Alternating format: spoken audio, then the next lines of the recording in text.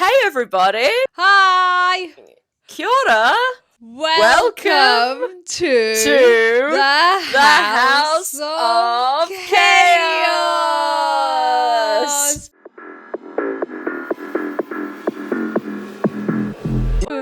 If you couldn't tell from that incredibly synchronized intro, we are not in the same place for this recording.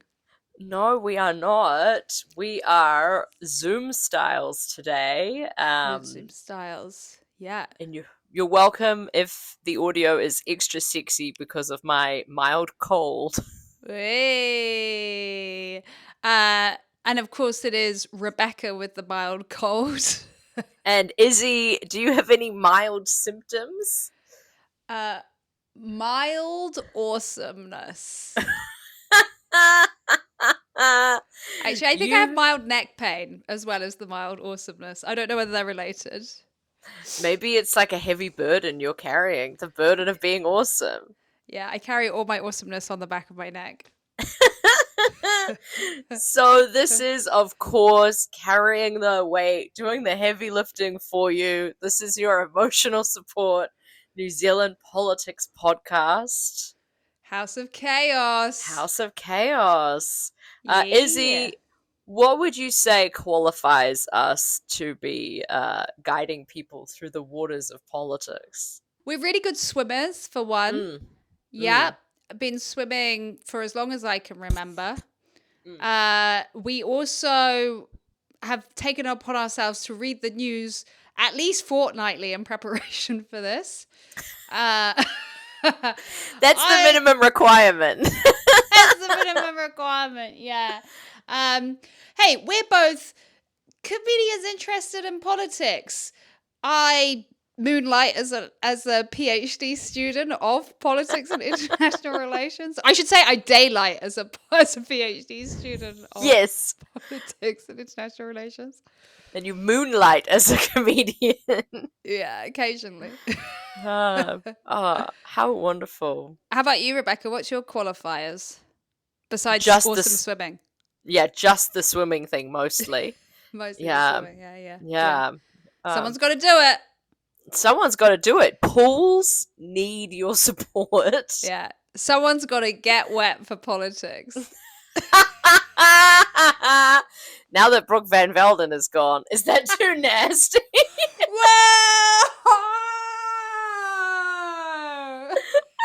Don't attach it to a person. Don't give it a face. That makes it so much more disgusting. It does. I'm so sorry. That was my goal. You naughty little one. Yeah, so today we're going to be talking about Christopher Luxon, some of the trials and tribulations that the National Party has been facing over the past couple of weeks. And we're going to talk about the Green Party annual general meeting, which was over. It wasn't in the last fortnight, but given we spoke about everybody else's conventions and conferences, we felt we should give them a turn in the limelight, you know? We should. Yeah. There was just too much other crazy stuff happening in the last episode to talk about it. Yeah, but we had the New Zealand First conference, and obviously those two that's like oil and water. You can't put them in the same episode.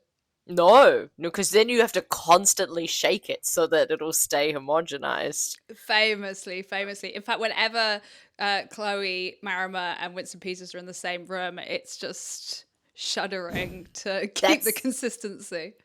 That's how you get earthquakes. That's how they power that little house that you can go into at the Te Papa Museum in Wellington that simulates an earthquake. That's where those three hang out. They just have to do like 15-minute slots down there every other hour. Yeah. To keep it going. Yeah. They call them up. They're like, the queue of kids is too long. You guys gotta come down here. You gotta get back down here. Yeah. Oh my. Well, hey, should we get into our Quickfire news? We should definitely get into our Quickfire news. Ba-da-ba-bow! Quickfire news. Poor old Christopher Luxon has had a klutzy couple of weeks, proving that even being a middling to poor leader is tougher than it looks. At a national event for small businesses, Christopher Luxon decided to slag off small businesses, telling them they had a parent-child mentality towards the government. As a former business leader himself, you'd think he'd have more sympathy, but apparently there's only room for one big baby in business. Next up, Luxon decided to surprise his fellow national MPs by announcing some off-the-cuff policy on talkback radio. Luxon proposed a referendum on MMP and a return to first past the post, all while describing his coalition partners as yahoos and numpties. Given Labour are currently polling ahead of National, Chris gets a gold star for reading people and a try harder next time for doing maths. Meanwhile, new polling by the News One Varian poll shows that the Opportunity Party is set to enter Parliament and looks to be the new kingmaker. Hey, isn't that the party that Luxon said National absolutely would not be working with? If all of this is making you wonder whether National leader Christopher Luxon actually wants National to win the election, you're not alone. Chris Penk, and only Chris Penk, launched a leadership coup triggering a confidence vote by National MPs. But it's all okay because they voted to keep Christopher Luxon as the party leader, and it was only Chris Penk anyway. And Christopher Luxon has the complete support of the caucus. But they're not going to share the final result of the vote because it doesn't matter. Oh, and New Zealand's unemployment rate has risen to its highest rate in 11 years. But who needs a job when there's all this reality TV to watch in the House of Chaos? Man, it's just crazy, all the Christopher Luxon news this week. Oh yeah, he's been a busy boy. I always feel like there's been a dare. I feel like they had a party or something, and they were like, "Yo, Christopher, I dare you to be like the worst leader you can possibly be in the run up to the election, and see if it affects your chances of winning." I think that is a strong possibility for what has happened. Yeah. Well, who was it? One of the national MPs said that he went to, because he called all the emergency caucus of his party. It was on Wednesday, right? Yeah. And on the radio, one of the MPs was saying he went to Christopher Luxon's house on Tuesday night, but he wouldn't say what they talked about or what he was doing there. So maybe just dares. Just dares, yeah, that's it. Oh my god. They would just get drunk and doing dares. They were playing spin the bottle, But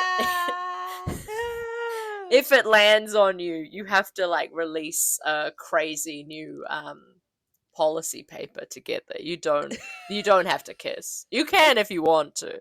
You can if you want to, but it's not necessary. There are other ways to ruin your political career. I was thinking maybe he'd been listening to our podcast, and we keep talking about how Winston Peters is kind of more interesting than he is because he does crazy shit all the time. So he was like, I gotta do some crazy shit. Winston's gonna say whatever he wants. I'm gonna announce tax policy without consulting the rest of my party. Yeah, I'm gonna decide to completely change the electoral system without talking to the rest of my party. Yes. Got it. I wonder if he'll keep doing it, now that he's had a taste of the Winston life. Yeah, he'll just keep on going. Well, I suppose it depends on whether it works for him, because it kind of works for Winston. Winston gets that glint in his eye when he's doing it. I'm not sure Christopher Luxon passes off the same charm as he stumbles in it. Yeah. Yeah.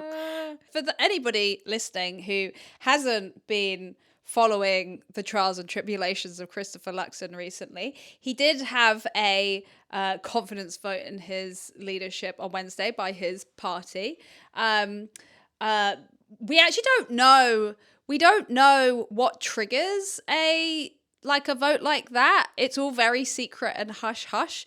We don't really know what the system is or how it comes about or anything. And then even when they do the vote, they can release the results of the vote if they want to, but apart from sort of saying whether the person has got a majority support or not, they're not obliged to say anything else. It's all quite like sort of mafia and quiet and under the radar. Yeah. And as I understand it, there was the big news on Tuesday was that he's called all the MPs for this big emergency party meeting. But at that time it wasn't like he called them specifically to do a vote on whether they liked him or not. But but somebody must have initiated this vote at some point during the meeting. Yeah. Yeah, hard to say. Apparently when he had, because this is his second one that he's faced. Because there was one just like earlier this year that he called on himself. There was one in April. Yeah. But the hilarious thing about the one in April is, so the chief whip, Stuart Smith, which if you're not familiar with what the whip is basically the person who kind of keeps all the MPs in line and makes sure they're following sort of the party, you know, what the party wants and the party agenda and not causing too much trouble. So for the one back in April, Stuart Smith had sort of gotten to the point where there was enough momentum in the party that he felt that Chris's leadership was under threat and needed to have another kind of leadership vote. And apparently he tried to contact Christopher Luxon about it, and Christopher Luxon just ghosted him. No! He just wouldn't respond to him. Like, no, if I don't listen to it, it's not happening. That's so funny. That's the same as his climate change policy. So for the last one, the chief whip ended up having to tell Nicola Willis, and then it got passed through Nicola Willis, and then Christopher must have eventually conceded and called the vote in caucus. Oh my god. Yeah. So it's crazy that they've done one this close to the election. Yeah. Well, there was a video going around from Chlöe Swarbrick's Instagram, like warning people to make sure that you're enrolling to vote, because if there was a change in leader, they could have called a snap election. Oh, interesting. I didn't know that. Yeah, so she was like, you know, make sure you're enrolled to vote in case there's a snap election. And then with the new policy, you know, then the date when you wouldn't be able to enroll by would move forward. Yeah. Well, it would also, I mean, it would be crazy for them to have a snap election now. Because oh, yeah, it would be crazy. They're not doing very well in the polls. They've also, like, massively offended and ruled out all of their potential coalition parties. By Christopher Luxon suggesting that his coalition partners are numpties and yahoos when he was talking about MMP. B, by completely rejecting the Opportunities Party's sort of, you know, olive branch that maybe we could work together. So he's basically just completely alienated all of his potential coalition partners. He doesn't have enough votes to win it by himself. So if they did a snap election now, that would just be nuts bananas. It would be. I mean, maybe Chris Penk, he was an agent for one of the other parties, and he was trying to get there to be a snap election so that they could lose. Oh my god, who is Chris Penk? I have never heard of this Chris Penk before. Well, so lucky you asked, Rebecca, because I also had never heard of this Chris Penk before. And then I did some research, and now I know quite a bit about Chris Penk. Oh my gosh, please tell me and the people at home all about him, especially that his name is also Chris. It made him sound like a fake MP. I was like, do they not know any other names than Chris? I am sorry, but what does it say about the state of representative democracy when the government leader is Chris, the opposition leader is Chris, and the challenger to the government leadership is also Chris?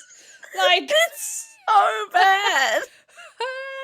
I feel like the only thing that the major parties can promise to deliver on is no babies born in 2026 being called Chris.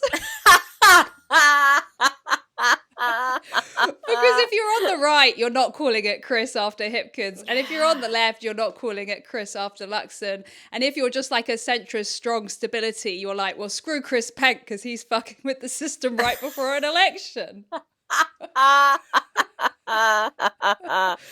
Hey, I feel like good for him, you know. He's getting his name out there. He really is. Well, Yeah. so the So who is information this about guy? Chris Penk is that he's actually only came into Parliament in 2017. So he hasn't been a politician for that long.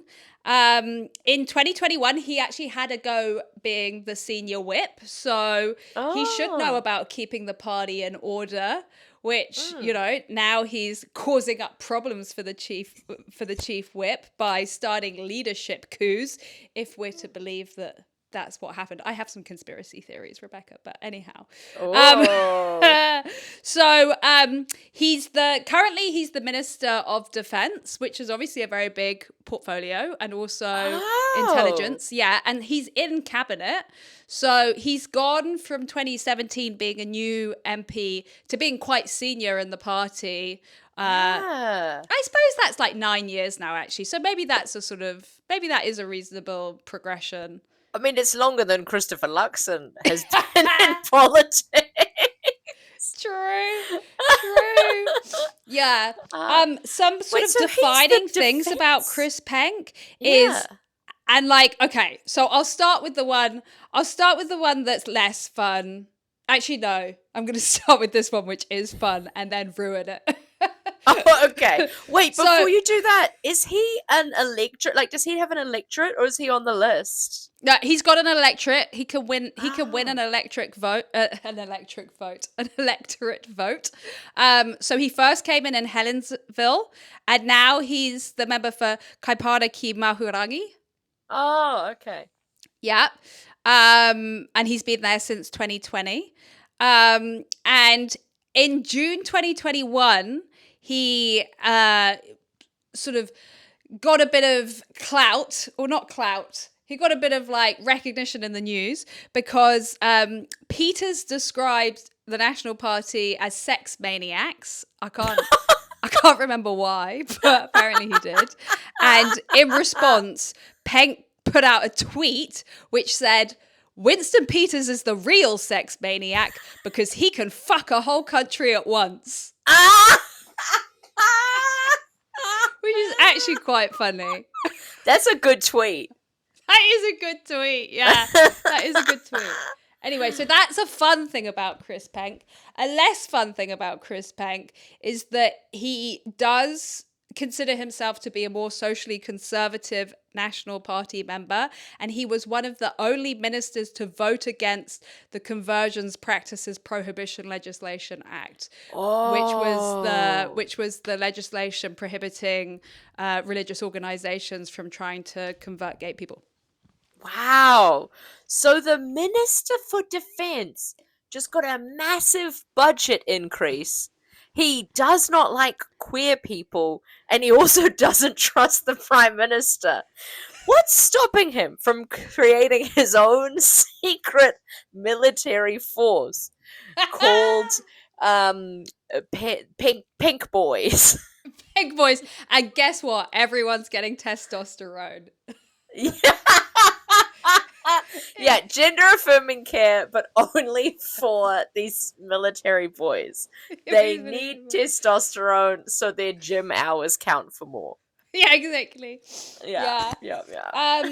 So yeah, but following this leadership coup, which apparently it was all Chris Penk. Chris Penk was the only person, which I must say is very silly if they think that we're going to believe that, because it is so crazy to do a leadership contest so close to the election that there is no reason you would do it if it was only one person. Who had a problem with Christopher Luxon. Yes. And he's gone now. Like, he's He's stopping politics. He's completely... Yeah. Yeah. So, like, why would he have done that if it was just him? Yeah, 9 100%. years in the field. Yeah. I wonder whether... Part of me wonders whether maybe he just, like, wasn't into being a politician anymore, and he was like, do you know what, guys? I'll just be the fall guy for this. Like, this has all gotten too much. Like, I don't actually like being the defense and intelligence minister. You know, I'm not sure about our chances in the next election. I used up my one good tweet.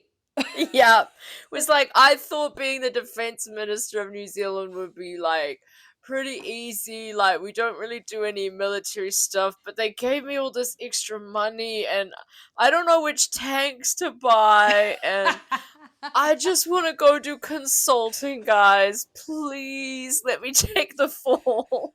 Please let me take the fall. In fact, how many people do you think there were at the caucus just being like, let me take the fall. Let me please take the fall. I want to get out of here. It's like on the Titanic movie when there's like that guy trying to get onto the ship with the women and children. Yes, exactly. Let me out of here. Let me out of here. Man. Yeah. Damn. Yeah. So that was the Christopher Luxon maybe getting outed, but he wasn't. Kind of midweek excitement. Midweek excitement, yeah. And I was looking at Duff did an article which highlighted the highs and lows throughout his government, and I feel like there were loads of lows in terms of like some of the weird stuff he said in interviews, getting caught on mic saying New Zealand is a very negative, wet, whitey, inward-looking country. There's, in fact, what he said to business leaders is actually the second time that he said that business leaders like rely too much on the government and need to sort of grow up and start answering some of their own problems. He had the like claiming $1,000 per week housing allowance on his mortgage-free apartment, despite also having access to Premier House and coming up with the famous line, "I'm entitled to my entitlements." Oh yeah. It's so crazy every time I hear about these MPs claiming their $1,000 a week housing subsidy, and I'm always like, that's more than any benefit gets paid out in total per week. Yeah. And that's just for accommodation. That's more than the superannuation. That's more than disability. It's more than job seeker. That's more than you make on minimum. That's more than I make in a week in total. That's just for their house that they already own. I know, it's crazy. It's crazy. Yeah. It was funny as well because I feel like this Stuff article because it was saying, oh, we're going to present some of his highs as well. And some of the things they presented as highs, I was like, it just really feels like you're scraping the barrel. Because oh my God, what did they find? One of the first highs was in 2023, Christopher Luxon announced his core election policies without any major stumbles.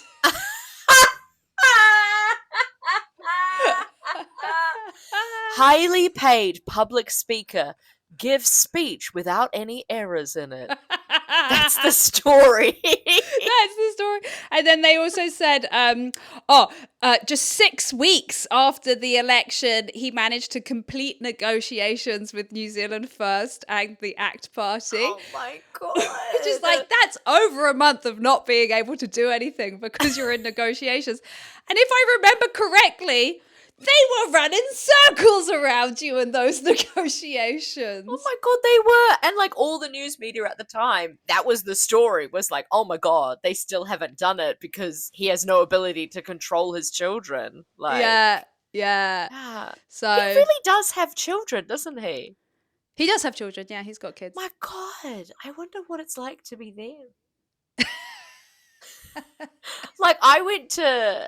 At my school, one of John Key's, who was the previous, he was the previous national prime minister, right? Because it was all a sidebar to being like, it was weird being at school with one of the children of the prime minister, And none of his kids seem to be doing anything as exciting as Max Key's rap career. So, like, what's going on there? Hey, kids, Yeah. if you're listening, come on, do us all a favor, become an influencer, film some prank videos with Christopher Luxon.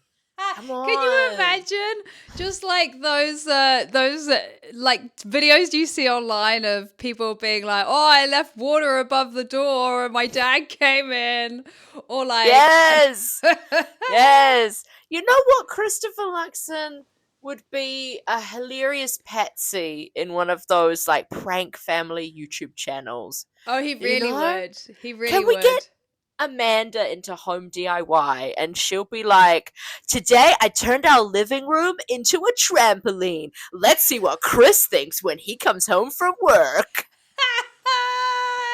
Shall we change and stop talking about Chris's and start talking about the Green Party AGM?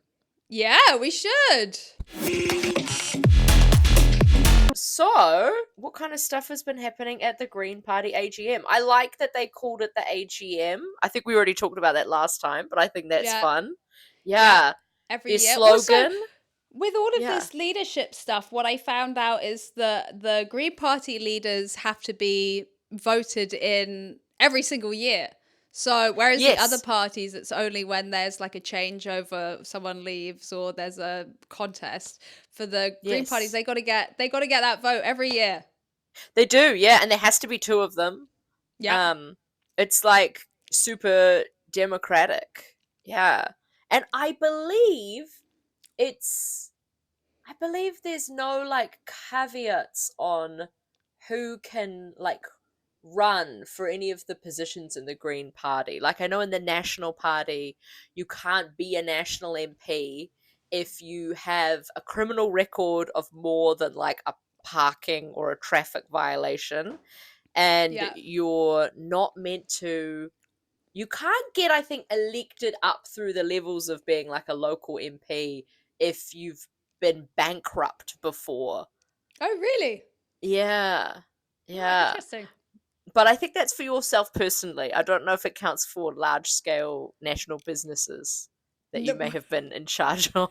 Hey, not spreading that misinformation again, Rebecca. As we found out, Christopher Luxon has not never. It's not true. Common misconception. But I don't know about any of the other guys, you know. That's true. That's true. We don't know about any of the other guys.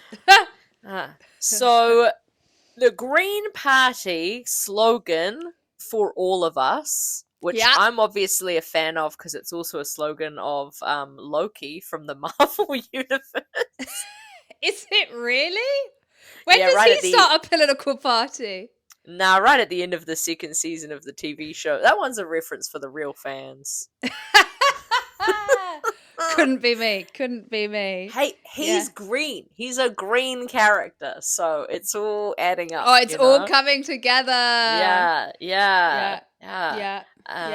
So I've been seeing a lot of what they're talking about online is very focused on taxing the super rich and redistributing that money. But they did talk about a lot of other stuff other than just that at the AGM. Yeah. Interestingly, tax was only like a minor part of Marama and Chlöe's speeches.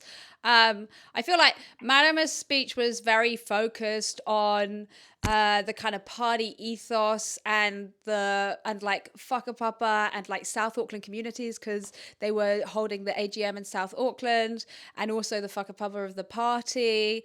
Whereas Chlöe's was more about the nature of the economy that we're living in at the moment, talking about it being an extractive economy. So they were kind of each bringing their like personal flavors to the speeches. The manifesto that they also released at the AGM sort of highlighted the three priorities as being affordable living, healthy nature, and real democracy, which if you read it, which I feel like real democracy can be many things, because democracy is something that has many different interpretations by many different people. But their understanding of real democracy, or the way they were framing it, it was mostly like a democracy where people can't just like pay for policy, essentially. And so so it doesn't depend on your like money and your lobbying power as to what policy gets through and what happens, which, hey, sounds good to me. Sounds good to me. Yeah. The one thing, I've got two nitpicky things about the AGM meeting. Yeah. My first one being, so they've taken to describing themselves as policy nerds a lot. And I will say that, you know, a lot of green policy is like very in line with sort of research on what policy does and doesn't work, you know, whether it's like prison rehabilitation or housing stuff, etc. So they definitely they like to be in the books about their policy. I do think that sometimes in their comms that leads to a slightly highfalutin kind of sentiment that I'm not sure how much it will win over people who aren't necessarily aligned to Green Party. Chlöe in particular was using this one metaphor about humans are part of nature and we're not monocultures. We have like genetic nature has like genetic diversity, and that's like what it makes it strong and like develop, which I love the attention to detail, but you kind of lost me, Chlöe, at the like genetic variation and like biological development. You think that it might be a bit too like I don't know, high and mighty. I guess that's something that is probably something that Green Party is often accused of being sort of we are holier than thou. We are I think it's just like it's like high school presenter comes up with a really good analogy that they're like really wedded to, but maybe like a bunch of other people in the room don't necessarily get, and it's a bit over their heads, and potentially some kind of like simpler, clearer communication could be more compelling is what I would say. You know what's hard about politics? There's no open mic scene for political speeches. If that was a new joke that Chlöe had written and she could get up at an open mic and try it out and be like, nobody gets my elaborate biology metaphor. I'd better work on this before my big paid gig next week where I'm doing this paid stand-up set somewhere. But she doesn't have that opportunity to test out her material. No. Well, the thing is the Green Party talks about like going out into the community and talking to lots of different people and like, you know, winning over people who sort of aren't necessarily aligned with them.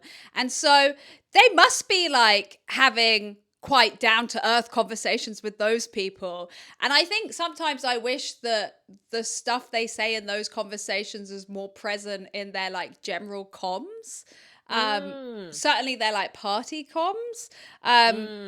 Because I think, you know, it does kind of open them up to like these accusations of being a bit sort of like high and mighty, highfalutin, detached from the kind of everyday voter, which obviously if you're like a minor party who isn't too bothered about getting the median voter, that's not really an issue. But if you're looking to expand your base, or as you look to expand your base, it becomes more and more of an issue.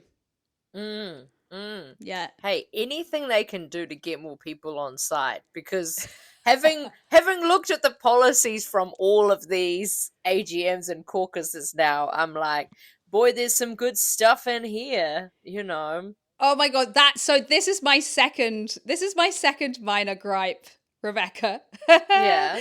Is that hang on, I've got to get it up. So they obviously have their manifesto and they lay out those 3 priorities, which I think are pretty like good and clear priorities about affordable living, healthy nature, real democracy. You know, that's like, let's get behind that. That's a good soundbite.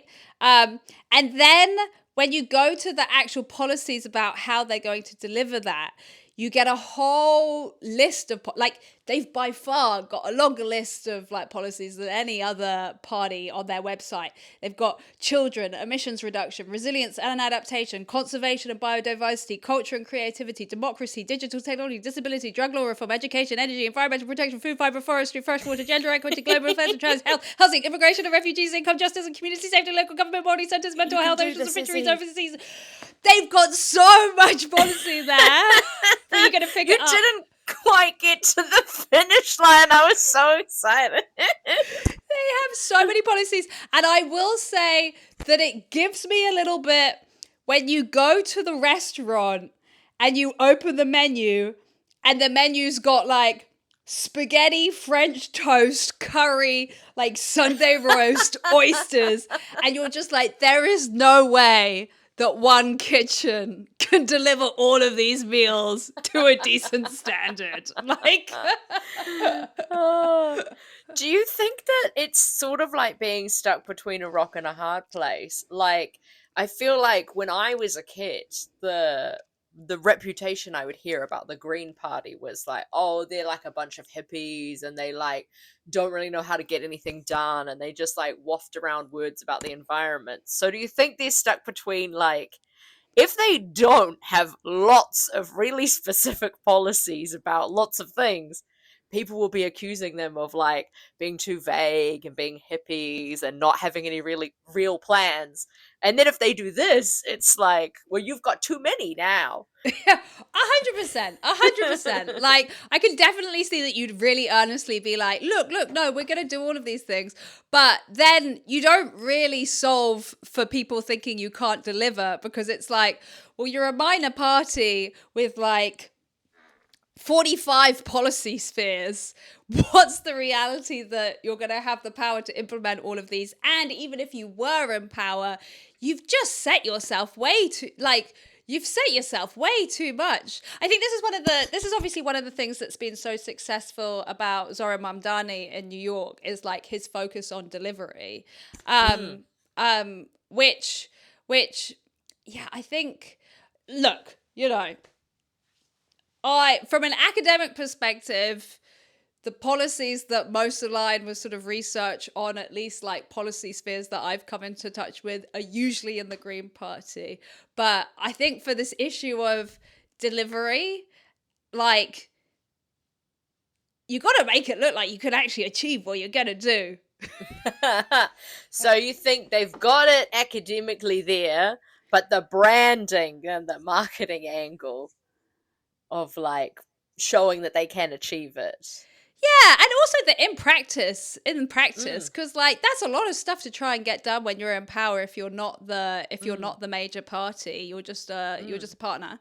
But yeah, I definitely think if there'd been a way to attach some of that policy to the kind of three priorities of like affordable living, healthy nature, and real democracy, because it's also like, well, how are any of those things feeding into those three priorities that you've set there? They need a big mind map. They need a big graph with little little bubbles. This is my gesture for the listeners at home. It's a jellyfish, if you will, and the blob of the jellyfish is the three priorities. There's three jellyfish, and then all these policies are the little tentacles that can feed into the blobs. I should DM Chlöe, because if she's into like biology metaphors, this jellyfish could really. That's going down. Oh my god! Finally, I have a reason to slide into Chloe's DMs. Oh my gosh! Oh my gosh! It's finally happening, you guys. It's finally happening. But then you know, at the same time, like in a MMP style system where you have coalition partners, like, you know, maybe you don't need to win everyone over. That's also an option, you know? Yeah. You just gotta win the right people over. Yeah. I think they're really going for like that youth vote, those young people who are not enrolling and not voting. They've been posting some quality memes, I gotta say. Yeah. Well, the young person voters like way down further than it's even ever been in previous years. It's at like 53% of people between the ages of 18 and 24 enrolled. So it's so frustrating. yeah. As And it's someone like who ticks the next box on the age form. It's like, come on, guys, stop letting the older people rule our lives. Come on.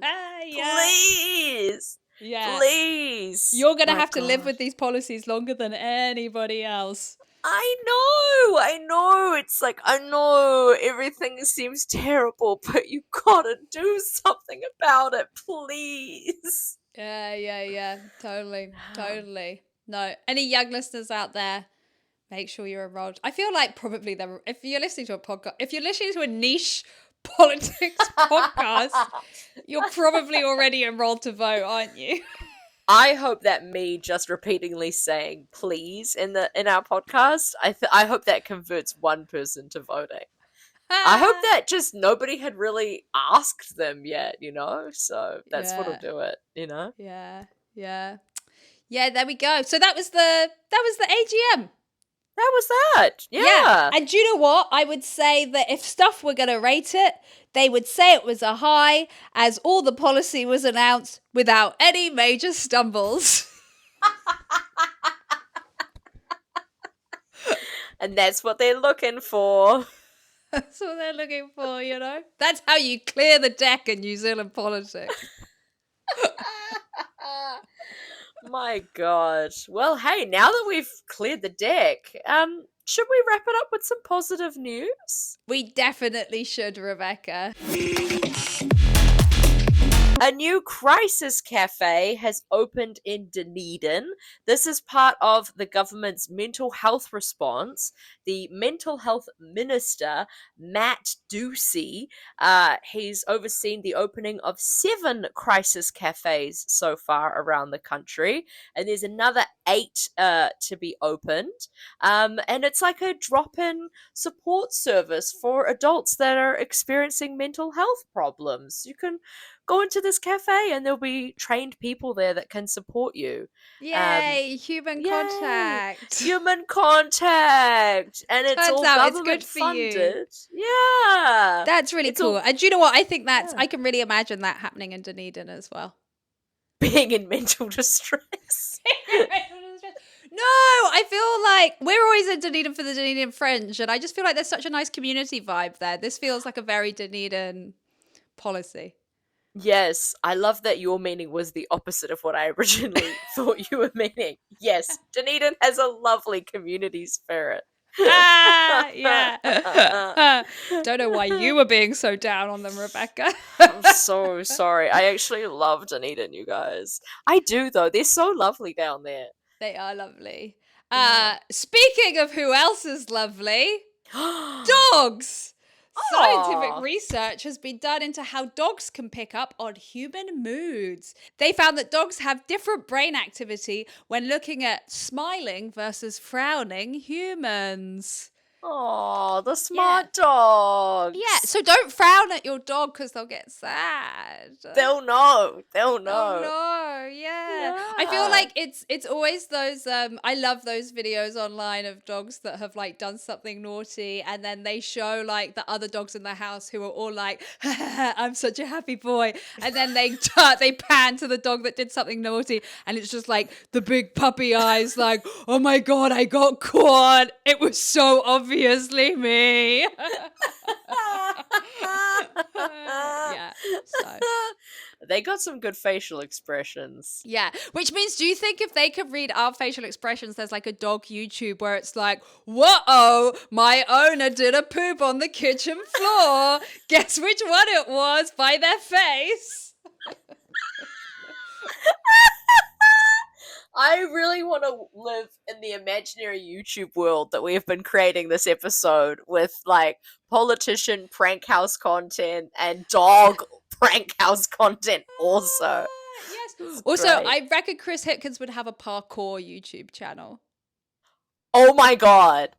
I want Chris Hipkins to do parkour so bad. How many more votes would he get if he just did a flip? Oh my god, so many more votes. I can Chris just really Hipkins. imagine him in one of those hoodies like that Yes. parkourers wear. Yeah. Chris, if you're watching this, it's essential for the 2026 election that you learn how to do a flip. Just one time, do a flip. Just one Just time. one time, do a flip. It'll be so good. Oh wait, we've got one more good news story. It's officially been 40 years since the Homosexual Law Reform Act in Aotearoa, which decriminalized doing gay stuff in 1986.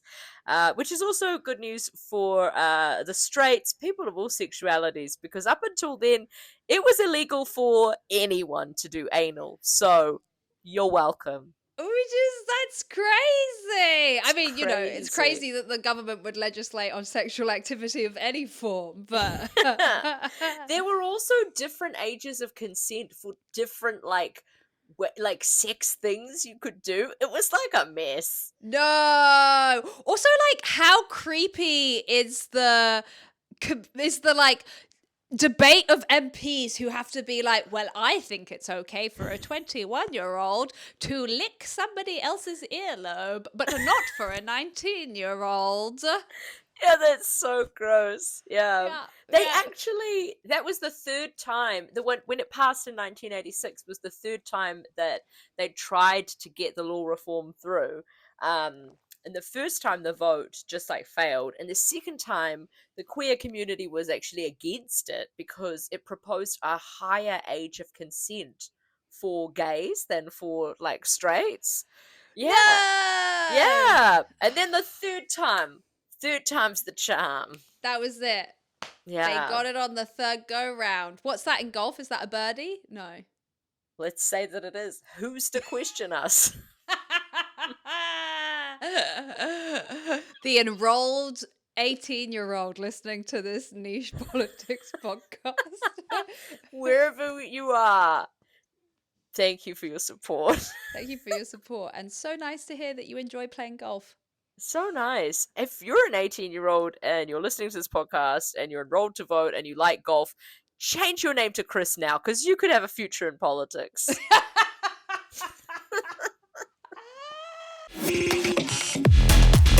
Hey, I think that's all the good news. I think that's all the news overall. Yeah, we did it. Yeah. Another fortnight, another range of hot news delivered Hot to your news. plates.